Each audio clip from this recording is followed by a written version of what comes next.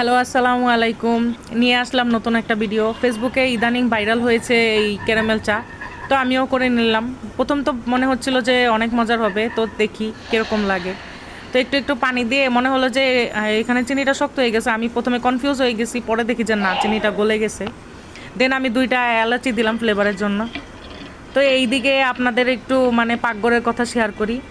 আপনারা ব্যাকগ্রাউন্ড দেখে হয়তো বা মনে করতে পারেন পাকঘরটা এত ময়লা কেন। আমার আম্মু 2 দিন ধরে অসুস্থ, তো হেল্পিং হ্যান্ডের কাজ দেখেন ওনার জন্য রেখে দিয়েছি, কালকে আসলে দেখাবো।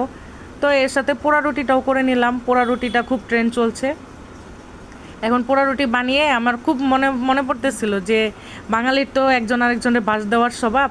তো এই জায়গায় রুটির মধ্যেও মানে মনে হচ্ছিল যে বাঙালি একজন আরেকজনের পাছায় বাঁশ দিতে থাকে, এই জায়গায় রুটির পাছার মধ্যেও খুন্তি ঢুকায়। আমার খুব হাসি পাচ্ছিল। তারপরে এই যে নিয়ে চলে আসলাম পোড়া রুটি সঙ্গে চা। চাটা একদম পাতলা হয়েছিল। চাটা আসলে আমার কাছে খুব ভালো লাগতেছিল না। পরে খেয়ে দেখি, দেখতে যতটা খারাপ লাগতেছে খেতে তার চেয়েও বেশি খারাপ লাগছে।